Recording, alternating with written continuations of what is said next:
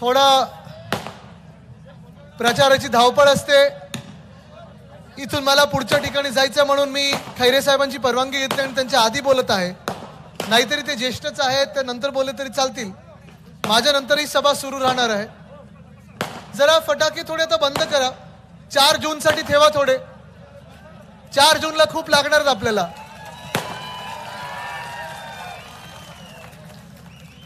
मी आत्ताच खैरे साहेबांकडून प्रॉमिस घेतलेला आहे की 4 जूनला इथे पण फटाके मुंबईत येऊन पण तुम्ही साजरं करणार आणि दिल्लीत पण तुम्हीच साजरं करणार आहेत। पण वातावरण आपण पाहत आहोत, महाराष्ट्रामध्ये असेल, देशामध्ये असेल।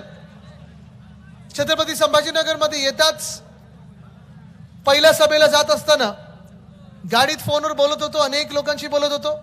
काही अधिकारी होते, काही रिपोर्ट्स देत असतात, सर्व्हेज देत असतात, काही पत्रकारांशी बोलत होतो आणि देशभरातला साधारणपणे अंदाज घेत होतो। कारण जिथे जिथे मी देशात जात आहे, इंडिया आघाडीच्या निमित्ताने असेल, महाराष्ट्रात ज्या ज्या जिल्ह्यात गेलेलो आहे, ज्या ज्या मतदारसंघात गेलेलो आहे, हे स्पष्ट चित्र दिसत आहे की परिवर्तनाचे वारे वाहू लागलेले आहेत आणि 4 जूनला भाजपला दूर करून इंडिया आघाडीचं सरकार दिल्लीमध्ये बसणार म्हणजे बसणारच। आणि हे सांगणं गरजेचं आहे कारण महाराष्ट्रात अनेक ठिकाणी जेव्हा जेव्हा मी पाहत असतो, मला काही लोक भेटत असतात। ते मला सांगतात, आदित्यजी असं आहे की भाजपवाले आमच्या घरी येतात प्रचाराला।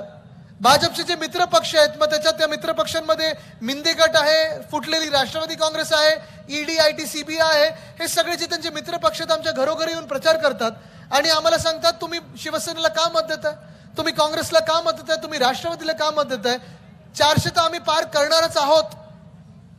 जर तुमच्या घरी असं कोणी आलं तर त्यांना घरी बसवा, चहा द्या आणि त्यांना सांगा की आता बसून सांगा आम्हाला 400 पार कसे कुठे करताय तुम्ही सांगा। कदाचित चंद्रावर करू शकता, दुसऱ्या ग्रहांवर करू शकता, चायनामध्ये करू शकाल, पण ह्या भारत देशात भाजपा 400 काय 300 काय 200 पण पार करत नाहीये आणि ही सत्य परिस्थिती आहे।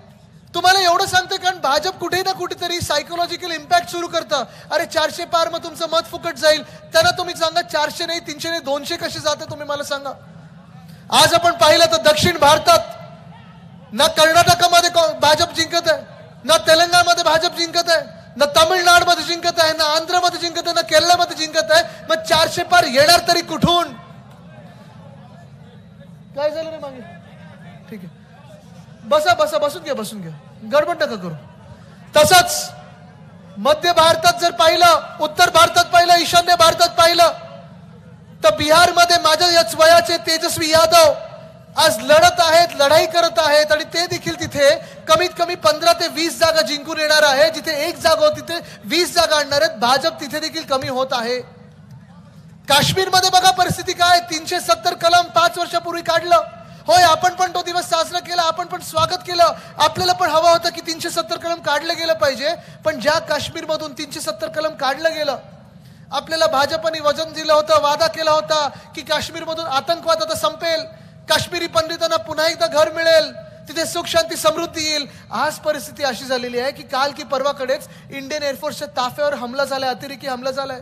आतंकवाद संपला नाहीये। खरं तर इलेक्शनच्या काळात, निवडणुकीच्या काळात आपण पाहत असाल आपल्या पण जिल्ह्यामध्ये, तालुक्या बॉर्डरवर सगळीकडे पोलीसवाले बसले असतात, चेकिंग चालू असतं, इलेक्शन कमिशनवाले बसले असतात, चेकिंग चालू असतं। जेवढं सगळं चेकिंग चालू असताना आपल्या वायुसेनेवर, इंडियन एअरफोर्सवर हमला होतोच कसा, हे भाजपाने आता उत्तर देणं गरजेचं आहे।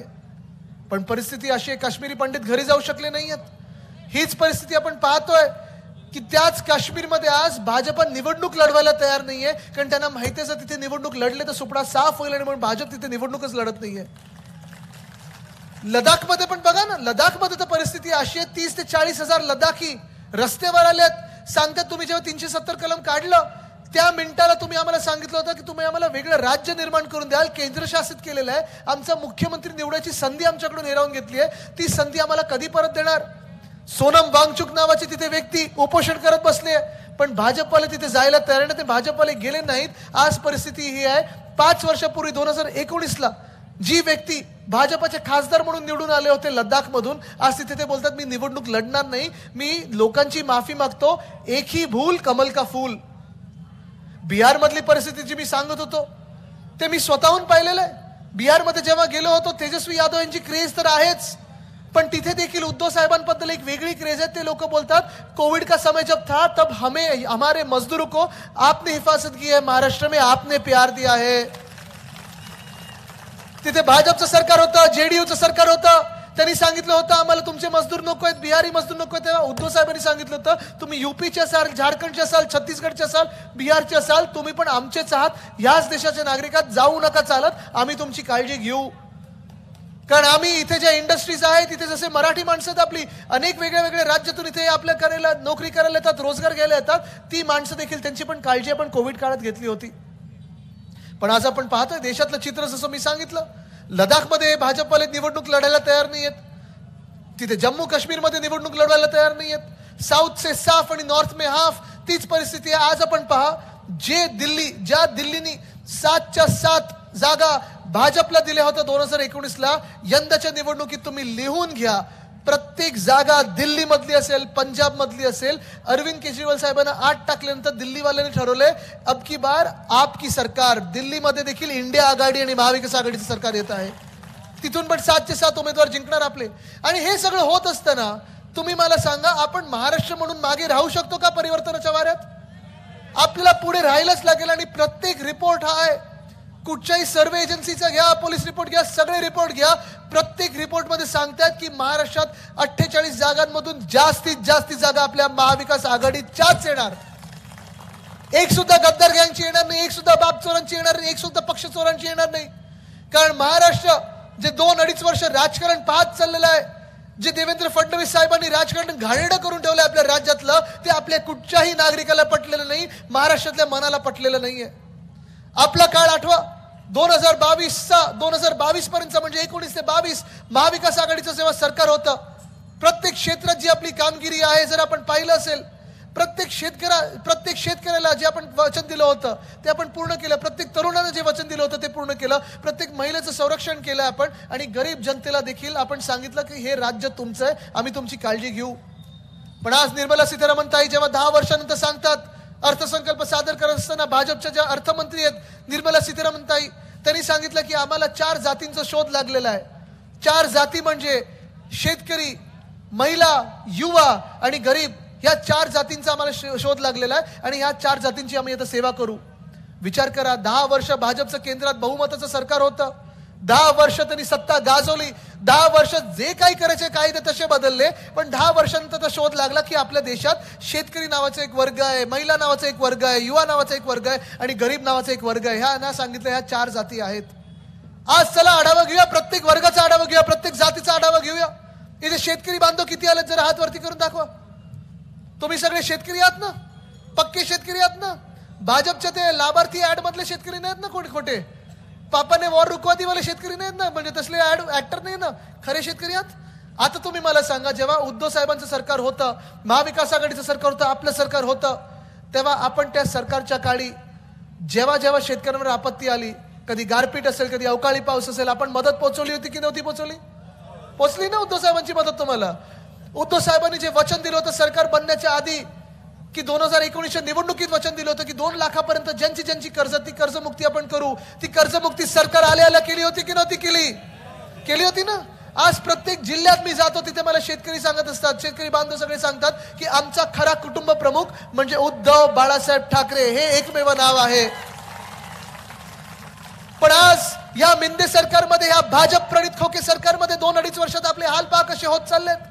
ना कर्जमुक्ती आपली झाली, जेव्हा जेव्हा आपल्यावर आपत्ती आली असेल, मग अवकाळी पाऊस असेल, गारपीट असेल, जे काही झालं असेल, तुम्ही मला सांगा कधीही तुम्ही या भाजप सरकारचं, या मिंदे सरकारचे कृषी मंत्री तुमच्यात फिरताना बघितलेत, ऐकलेत, दिसलेत कधी? 1 रुपयाची मदत कधी आलेत? पंचनामे झाले, ते जिओ टॅगिंग काय करायला सांगतात, फोटो काय काढायला सांगतात, सगळं काही सांगतात, पण एकदा सुद्धा कोणी या अवकाळी पावसात असेल, गारपीट मध्ये असेल, कधी आपल्या मदतीला कोणी आलं नाही. हे असं मिंदे सरकार आहे, असं भाजप सरकार आहे. हेच सरकार दिल्लीमध्ये जेव्हा भाजपचं सरकार आहे, केंद्रात भाजपचं सरकार आहे, ह्याच केंद्रातल्या भाजपच्या सरकारने आज आपण पाहिलं असेल मागच्या महिन्यातच जे शेतकरी बांधव दिल्लीकडे मोर्चा घेऊन गेले होते की 2 वर्षापूर्वी तुम्ही जी वचनं दिली होती ती पुरी करा, आम्हाला MSP द्या, आम्हाला हमी भाव द्या, आमचं खताचं जी किंमत आहे ती कमी करा, आमचे जे काळे कायदे ते काढून टाका. ते करत असताना त्या मोर्चाला दिल्लीच्या बॉर्डरवर अडवलं गेलं, तिथे खेळे ठोकले गेले आणि जे शेतकरी होते त्यांच्यावर लाठीचार्ज झाला. ते शेतकरी होते, जे अन्नदाता होते, त्यांच्यावर गोळीबार झाला. हा जो ड्रोन आपल्यावर फिरतो ना इथे तिथे आता फोटोग्राफी करत, त्या ड्रोन मधून अश्रुधूर सोडला गेला. मला तुम्ही सांगा, तुम्ही सगळे शेतकरी असाल, खरे शेतकरी असाल, तर अशा अत्याचारी भाजपला तुम्ही मतदान कधी करू शकाल का? करू शकाल का? नाही करू शकत आपण. दुसरा वर्ग जो आहे, जो तरुणांचा आहे, इथे मी विचारतोय, जे तरुण आहेत, जे 20ली असतील, 30ली असतील, आज जी हालत आपल्या महाराष्ट्रात झाली आहे, जे अन्याय आपण पाहत आहोत, किती वेळा आपण पाहायचं, पेपरमध्ये वाचायचं, बातम्यांमध्ये बघायचं की जो कोणी उद्योगधंदा इथे महाराष्ट्रात आणत असेल त्याला धमकावलं जातं आणि सांगितलं जातं जा उद्योग तुमचा गुजरातमध्ये घेऊन जा. कितीतरी उद्योग आपण पाहिलेत असे. वेदांत फॉक्सकॉन असेल, मी पुन्हा एकदा विचारतो तुम्हाला, आठवतं ना वेदांत फॉक्सकॉन 2022 पर्यंत आपण महाराष्ट्रात आणत होतो. त्या वेदांत फॉक्सकॉननी महाराष्ट्रात 2.25 लाख कोटीची गुंतवणूक आणली असती. 1 लाख तरुणींना माझ्या इकडच्या नोकऱ्या मिळाल्या असत्या महाराष्ट्रातल्या. पण ह्या वेदांत फॉक्सकॉनला पाठवलं कुठे भाजपानी? गुजरातला पाठवलं. इथेच बिडकीनमध्ये आपण मेडिकल डिव्हाइस पार्क आणणार होतो. शेकडो छोटे मोठे इंडस्ट्रीज आले असते मेडिकल डिव्हाइस वाल्या, पण ह्याच मेडिकल डिव्हाइस पार्कला भाजपचं सरकार आलं, मिंदे सरकार आलं आणि पाठवलं कुठे यांनी? गुजरात. बल ट्रक पार्क रोहामध्ये आणणार होतो, एअरबस टाटा पण मिहान नागपूरला आणणार होतो. हे पक्क ठरलं होतं की हे सगळे उद्योग आपल्या राज्यात येत आहेत. महाविकास आघाडीचं सरकार असताना हे येत असतील तर बरोबर भाजपचं सरकार आपल्या डोक्यावर बसवलं गेल्यानंतर हे पाठवले गेले कुठे हो? गुजरात. वर्ल्ड कपची फायनल सगळे क्रिकेट तुम्ही बघत असाल, पाठवलं गुजरातला. ही परिस्थिती गेल्या 2 वर्षात का आपल्यावर आली? का एवढे अत्याचार होतोय? का एवढा अन्याय माझ्याच महाराष्ट्रावर होतोय? गुजरातची माझं काही भांडण नाहीये. जे गुजरातच्या हक्काचं त्यांना मिळालं पाहिजे, उत्तर प्रदेश असेल त्यांनाच मिळालं पाहिजे, आसाम असेल, केरळ असेल, त्यांना जे मिळत असेल त्यांना मिळू दे. पण आपल्या महाराष्ट्रातल्या तरुणांच्या हातातला जो घास घेताय तुम्ही भाजप म्हणून आणि गुजरातच्या घशात घालताय ना, तिथे मी तुम्हाला लढणार आणि तुमच्या विरुद्ध लढणार म्हणजे लढणारच. आणि मी जर लढत असेल तर मला विश्वास आहे की माझ्या इकडचा तरुण, महाराष्ट्रातला तरुण वर्ग जो आहे, तरुणी जी आहेत, ते माझ्या सोबत उभे राहतील हा मला विश्वास आहे. तुम्ही भाजपची साथ देणार नाही हा मला विश्वास आहे. कारण आपल्या प्रायव्हेट क्षेत्रात असेल किंवा नोकर भरतीमध्ये असेल, आज विचारा तुम्ही आपल्याकडची जी पोरापोरी जातात एमपीएससीच्या परीक्षा द्यायला, नोकर भरतीच्या परीक्षा द्यायला, किती वेळा ते किती वर्ष ते मेहनत करतात, दिवस रात्र अभ्यास करतात, पण जी स्वप्न चिरडली जातात पेपर फोडल्यानंतर त्यांना विचारा कसं वाटतं. आणि मी त्यांना आज वचन देतो आहे, आदित्य रश्मी उद्धव ठाकरे म्हणून वचन देत आहे, ज्या मिनिटाला आपलं इंडिया आघाडीचं सरकार बनेल त्या मिनिटाला आपण असा कायदा आणू की जो पेपर फोडेल त्याला आपण फोडल्याशिवाय राहणार नाही. पण आज नोकर भरतीनंतर मी पाहतोय जे पास होतात त्यांना देखील बोली लावली जाते की तुला ह्या पदावर जायचंय की त्या पदावर जायचंय. ही सगळी बोली लावली जाते, ह्या विंदेच्या गद्दारांकडून लावली जाते. आज मी तुम्हाला विचारतो तरुण म्हणून, ह्या आपल्या स्वप्नाला चिरडणाऱ्या भाजपला तुम्ही मतदान करणार का? ज्यांच्या मनात महाराष्ट्राबद्दल द्वेष आहे त्याला तुम्ही मतदान करणार का? नाही करू शकत आपण, नाही करू शकत. आज महिला इथे मोठ्या संख्येत आलेल्या आहेत. महिलांचं जर बोलायचं झालं, जे निर्मला सीतारामन ताईंना मी विचारू इच्छितो, तुम्ही सांगितलं महिलांची तुम्ही सेवा कराल 10 वर्षानंतर. आज आपण पाहत आहोत महिलांचे हाल महाराष्ट्रात आणि देशभरात काय चाललेत. तो कर्नाटकामध्ये रेवण्णा नावाचा एक राक्षस फिरत होता. भाजपला पूर्णपणे माहिती होतं की त्यांनी 2,000 ते 3,000 रेप केलेले आहेत. व्हिडिओवर आहेत ते, पेनड्राईव्ह सगळीकडे गेल्यानंतर ते क्लिपा सगळीकडे फिरत आहेत. भाजपने त्याला तिकीट द्यायला लावलं, त्याचा प्रचार केला. प्रधानमंत्री महोदय स्वतः आले होते त्याच्या प्रचाराला. आणि मतदान ज्या दिवशी झालं 5 वाजल्यानंतर हा राक्षस विमान पकडून पळून गेला जर्मनीला. कसं राज्य चालतं हे? कसा देश चालत आहे? महिला सुरक्षित आहेत का या राज्यामध्ये? तेच जर तुम्ही पाहायला गेलं तर ह्याच मिंदे सरकारमध्ये 2 मंत्री असे आहेत. एक मंत्री ज्यांच्यावर बलात्काराचे आरोप झाले होते, अत्याचाराचे आरोप झाले होते, त्यांना उद्धव साहेबांनी हकालपट्टी केली होती ज्यांची, त्यांना पुन्हा एकदा ह्या मिंदे सरकारमध्ये घेतलंय, पदोन्नती दिले. तुम्ही ह्या सरकारला मतदान करणार का? ह्या गद्दारांना मतदान करणार का? दुसरे मंत्री असे आहेत ह्याच जिल्ह्यातले आहेत ज्यांनी सुप्रियाताई सुळेंना घाणेरड्या शिवीगाळ केली होती, कॅमेऱ्यावर शिवीगाळ केली होती. त्यांना उद्धव साहेबचं सरकार असतं तर उद्धव साहेबांची त्यांची हकालपट्टी केली असती. पण ह्याच मिंदे सरकारमध्ये त्यांना पदोन्नती दिली, कॅबिनेटचा दर्जा दिलेला आहे आणि डोक्यावर बसवलेला आहे. ह्या मिंदे सरकारच्या लोकांना तुम्ही मतदान करणार का?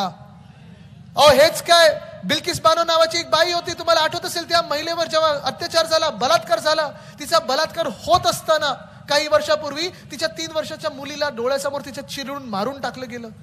त्याच बलात्कारानं जेव्हा सुप्रीम कोर्टाने सजा सुनावली, जन्मठेपेची सजा सुनावली, गुजरातच्या जेलमध्ये ते गेले. आणि गुजरातच्या जेलमध्ये गेल्यानंतर मागच्या वर्षी भाजपच्या प्रचारासाठी त्याच बलात्कारांना बाहेर काढलं जेलमधून बाहेर काढून गळ्यात हार टाकले, आरती ओवाळली आणि प्रचारात फिरवलं.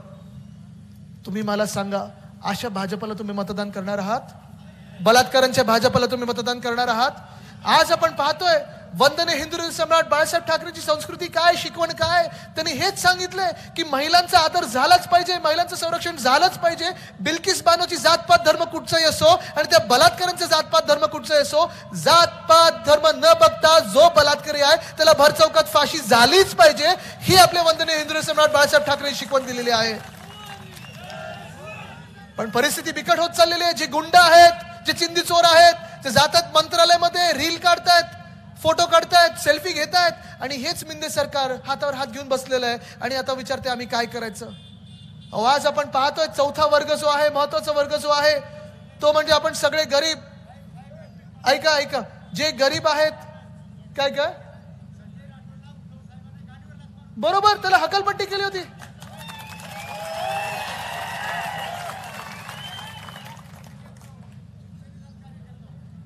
हे बोलतात ते बरोबर आहे. आणि आज आपण पाहतो जे गरीब म्हणून त्यांनी सांगितलं चौथा वर्ग ज्याची आम्ही सेवा करू. आज तुम्ही मला सांगा आपल्यातून कोणालाही जगणं परवडत आहे का? आपण ज्यावेळी 2014च्या आधी विचार करतो अच्छे दिन आएंगे, अच्छे दिन आएंगे, झालं 1 वर्ष झालं, 2 वर्ष झालं, 3 वर्ष झालं, 10 वर्ष झाली हो, पण अच्छे दिन काही आले नाहीत. आज तुम्ही मला सांगा ज्याच्या विरुद्ध आपण आंदोलन करायचो त्याच काँग्रेस विरुद्ध, त्याच युपी विरुद्ध 1 रुपया जरी गॅसवर वाढवला तरी आपण सिलेंडर वगैरे घेऊन रस्त्यावर बसायचो आंदोलन करायला. तुम्ही मला सांगा 2014ला गॅसची किंमत काय होती, आता किती झाली आहे?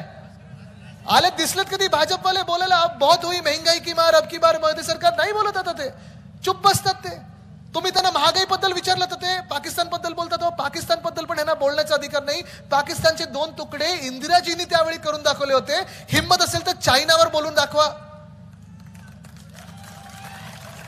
पण तुम्ही त्यांना महागाईवर विचारा ते हिंदू मुस्लिम बोलतील. तुम्ही त्यांना बेरोजगारीवर विचारा जाती जातीत वाद निर्माण करतील. ह्यांची पोळी एवढ्यावरच भाजते. वाद जिथे निर्माण होतात तिथे भाजपाची पोळी भाजते.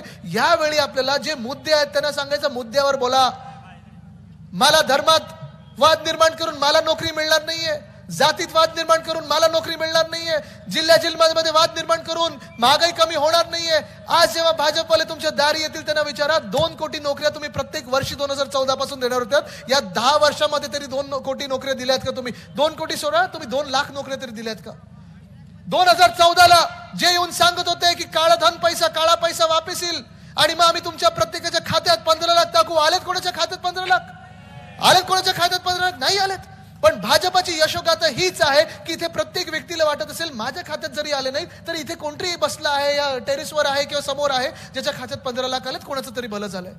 भाजपाची यशोगाथा एवढीच आहे की आज प्रत्येक शेतकऱ्याला वाटतं जे त्यांनी त्यावेळी सांगितलं होतं की जेव्हा देशाचे स्वातंत्र्याचे 75 वर्ष होतील तेव्हा प्रधानमंत्री आवास योजनेत प्रत्येकाला घर मिळेल आणि प्रत्येक शेतकऱ्याचं उत्पन्न दुप्पट होईल. माझं तरी झालं नाही, मला तरी घर मिळालं नाही, पण कुठच्या तरी राज्यात कोणाचं तरी भलं झालंय. पण हे आज तुम्हाला सत्य परिस्थिती जर सांगायची झाली तर आज या देशामध्ये आपले हाल होतात, जे महाराष्ट्राचे हाल होतात ते प्रत्येक राज्याचे होतात. प्रत्येक राज्यातले शेतकरी आज हैराण आहे.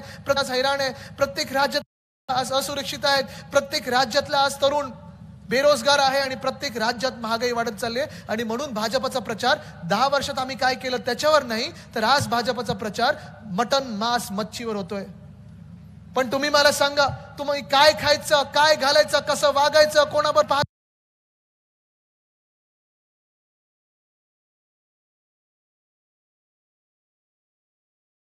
संविधान बदलायचं आहे आणि संविधान बदलून तुमच्या घरोघरी कॅमेरे बसवायचे जेणेकरून तुम्हाला सांगू शकतील तुम्हाला की आज हे कपडे घाल, आज या रंगाचा टी शर्ट घाल, आज मटन खायचं नाही, आज तुम्ही हे खायचं ते खायचं. तुम्ही मला सांगा असं सरकार आपल्याला परवडणार आहे का? याच स्वातंत्र्यासाठी आपण लढलो होतो. हे स्वातंत्र्य भाजप बदलायला निघालेले आहेत. तुम्ही त्याला बदलू देणार का? जे डॉक्टर बाबासाहेब आंबेडकर ज्यांनी आपलं संविधान लिहून दिलं त्या संविधानाबद्दल भाजपच्या मनात द्वेष आहे. डॉक्टर बाबासाहेब आंबेडकरांबद्दल द्वेष आहे. त्यांच्या मनात हेच त्यांना वाटतं. ते विचार करतात की आंबेडकर नावाची व्यक्ती महाराष्ट्रातून एका गरीब परिवारातून संविधान लिहूच कसं शकतं? त्या भाजपला तुम्ही मतदान करणार का? जे आंबेडकरांचा द्वेष करतात त्यांचं तुम्ही त्यांना मतदान करणार का? ज्यांना संविधान बदलून सगळी आरक्षण मिटवून टाकायची. आपण तर सांगतोय आज आपलं मराठा समाज आरक्षण मागत आहे, धनगर समाज आरक्षण मागत आहे. महाराष्ट्र म्हणून आपली मागणी आहे, इंडिया आघाडीची मागणी आहे 50%हून जास्ती आरक्षणाची लिमिट गेली पाहिजे. त्याच भाजपला आपले सगळ्यांचे अधिकार काढून घ्यायचे. तुम्ही ह्या भाजपला मतदान करून देणार आहे का? आज आपण पाहतोय महाराष्ट्र द्वेष करायचा तरी किती. आज उतरताना परत एकदा मी पाहतो तो आपल्या छत्रपती संभाजीनगर जिथे विमानतळ आहे, 2020 साली उद्धव साहेबांनी ठराव केला होता आपल्या विधान भवनामध्ये की ह्याच विमानतळाचं नाव छत्रपती संभाजी महाराज आंतरराष्ट्रीय विमानतळ झालं पाहिजे. किती वर्ष झाली त्याला? 4 वर्ष झाली ना. अजूनही या विमानतळाचं नाव भाजपवाल्यांनी बदललं नाहीये. दुसऱ्या बाजूला गोव्यामध्ये मोपा विमानतळ आहे, तिथे त्यांनी त्यांचे जे कार्यकर्ते होते आणि त्यांचे मुख्यमंत्री होते मनोहर पर्रिकर साहेब, त्यांचं नाव दिलेलं आहे. द्या तुम्ही नाव, काही आमचा आक्षेप नाही. तिथे अयोध्येमध्ये महर्षी वाल्मिकी आंतरराष्ट्रीय विमानतळ नाव दिलेलं आहे, द्या तुम्ही नाव, काही आक्षेप नाही. पण मग ते होत असेल, मग आमच्या नवी मुंबईमध्ये आम्ही दिबा पाटील आंतरराष्ट्रीय एअरपोर्ट आणि इथे छत्रपती संभाजी महाराज आंतरराष्ट्रीय एअरपोर्ट नाव दिलं होतं, ते तुम्ही नामांकन अजून का बदललेलं नाहीये, नामकरण का केलेलं नाहीये? आज भाजपने हे उत्तर देणं गरजेचं आहे. आणि म्हणून मी तुम्हाला विचारत आहे, महाराष्ट्र म्हणून जर विचार करायचा असेल आपल्याला, तर जात पात धर्म ही ओळख सगळी बाजूला ठेवून आपल्याला मतदान करायला लागेल. जे महाराष्ट्र द्वेष्टे आहेत त्यांच्या विरुद्ध. महाराष्ट्र द्वेष्टे कोण आहेत? भाजप आहे. जात पात धर्म म्हणून आपल्याला ही सगळी ओळख बाजूला ठेवून जे आपण आंबेडकर प्रेमी जनता आहोत, ज्यांना आंबेडकरांचा विरोध करत आहेत भाजपवाले, त्यांच्या विरोधात आपल्याला मतदान करायला लागेल. तुम्ही मला सांगा, तुम्ही संविधान बदलणाऱ्यांना मतदान करणार आहात का? तुम्ही महाराष्ट्र द्वेष्टांना मतदान करणार आहात का? जे आंबेडकर साहेबांचा विरोध करतात, जे महामानवांचा विरोध करतात, तुम्ही त्यांना मतदान करणार आहेत का? जे महाराष्ट्रातून उद्योग पळवतात त्यांना तुम्ही मतदान करणार आहेत का? जे महाराष्ट्राची राजकीय संस्कृती खालवतात त्यांना तुम्ही मतदान करणार आहेत का? ज्यांनी गद्दारी केली, ज्यांनी खोके घेतले, ज्यांनी धोके दिले, तुम्ही त्यांना मतदान करणार आहेत का? हेच मतदान जर आपल्याला महाराष्ट्र म्हणून दिल्लीत आवाज पोहोचवायचा असेल तर तुम्ही कोणाला करणार? तुम्ही दिल्लीत कोणाला पाठवणार? कोणाला पाठवणार? आणि खैरे साहेबांना जर दिल्लीत हमखास पाठवायचं असेल तर तुम्ही कुठच्या चिन्हावर मतदान करणार? आपलं चिन्ह कुठचं? आपलं चिन्ह कुठचं? आपलं चिन्ह कुठचं? आपलं चिन्ह कुठचं? आपलं चिन्ह कुठचं? आपलं चिन्ह कुठचं? आपलं चिन्ह कुठचं? मशालीची ताकद जर बघायची असेल तर जरा सगळ्यांनी फोन काढा आणि टॉर्च चालू करा.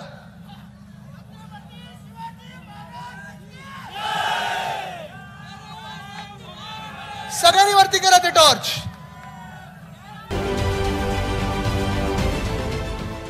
देश विदेशातील प्रत्येक घडामोडींचे लाईव्ह अपडेट मिळवण्यासाठी आता साम टीव्हीच्या सर्व सोशल मीडिया प्लॅटफॉर्मला लाईक, फॉलो आणि सबस्क्राईब करा.